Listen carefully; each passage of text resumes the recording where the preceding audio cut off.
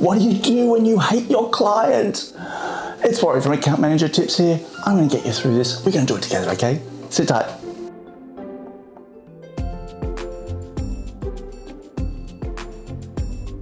You know when you don't like your client, when they like to tell you how to do your job, when they want you to do their job as well as yours, when they're just plain old nasty pieces of work. Okay, so true story. I met a client of mine for the very first time. I walk in, she says to me, "Your company's stuffed up and what are you going to do about it?" "Hi, nice to meet you, I'm Warwick." Honestly, she got under my skin from day one. Another time she says to me, "Warwick, now listen, could you call a mutual supplier and arrange blah, blah, blah, blah, blah." I'm like, you know what?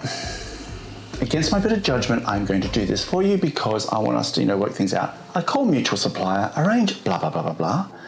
She then calls me and goes, "How dare you? I never authorized you to represent us two. This conversation is over." Clunk. And she hung up on me. She hung up on me. What kind of crazy person does that? She was nuts. She literally tested my last raw nerve, but I didn't have a choice. I had to work with the woman. So here is what I've learned. It happens to us all, okay? So you are not alone.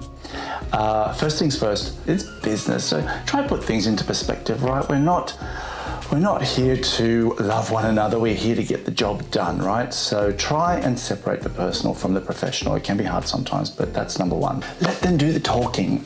Most of my clients wouldn't know that much about me, and it's not because I'm not personable, but whenever I get an opportunity to have a conversation with them, I'm always asking questions. I want to know more about them. I want to know more about their job, their company, what they're doing, what their challenges are. So you know what? Let them do all the talking and never interrupt, right? Just let them run out of steam until they're ready for you to have your say. Make copious notes. Hang on every word. With this woman, I knew she lived in, her whole background from the war right through to her son, to her divorce, to the property that she was buying, to her retirement plans.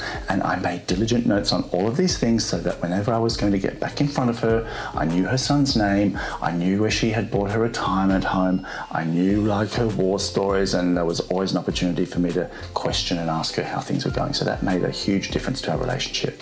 Match and mirror. So that's where you kind of reflect their pace. So if they talk a mile a minute, you talk a mile a minute. If they are the strong silent type, you be the strong silent type. If they want to ask short, sharp questions, you ask short, sharp questions. I think that sometimes works. Use that with caution. You need to be a little bit expert to make sure you don't come off kind of crazy. So, but I have use this to success sometimes. I'm not the most skilled at that.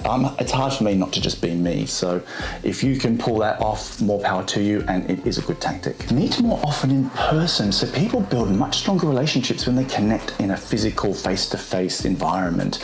You will not get such a deep, strong connection when you are meeting over the phone or communicating by email. So that is another tip. If you're working with somebody that you really don't like, as strange as it may seem, don't avoid them, meet them more often, and you will learn things about them that will help you find a way to connect. Now, this may be hard to do, but don't bitch about them. Every time this woman used to call me, as soon as I'd hang up the phone, I'd be like, "Oh God, there she goes again."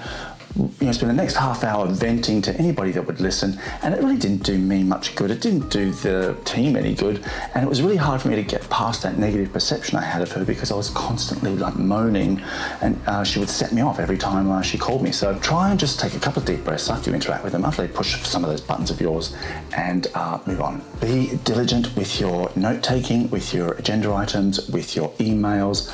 Basically cover your ass. You do not want anything to point, you don't want to leave them with any ammunition. You don't want them to be able to fire back at you with things that you may have dropped the ball on. So be scrupulously, ruthlessly diligent when it comes to managing that account. Talk to your manager and let them know about some of the challenges you're having. You are finding it difficult to work with this client. They might have some good advice for you. They may be able to help you navigate some of the challenges. Don't keep it to yourself. You don't want this to be a surprise to them if things do escalate, because it could happen. And you want to make sure that you have your boss on your side and that they are aware of some of the challenges. Take a break. So, with this woman, I was so determined to make her love me, and we were just constantly butting heads. And you know what? Sometimes just take a break and work with a client you really like. that can just help restore your mojo, get you back grounded and centered. And as an absolute last resort, if it is really not working out for you or for your client, wave the white flag and let your boss know that really a change of account manager is probably in the best interest of everybody. It happens. Don't feel defeated, don't feel crushed, and don't feel ashamed or embarrassed. I have had to reshuffle portfolios from time to time, and there are plenty of excuses that your manager can make to your client that are going to save your reputation and are just going to make things better for everybody. I think that's about it. That's my advice for you. If you have any of your own to share, if you like this video, if you have any feedback, advice, or comments for me about managing clients you hate, please comment below. Think about subscribing. And if you want to connect, you can find me at my blog, accountmanager.tips, or at the social media platform of your choice at Warwick A. Brown. And I'm going to see you next time.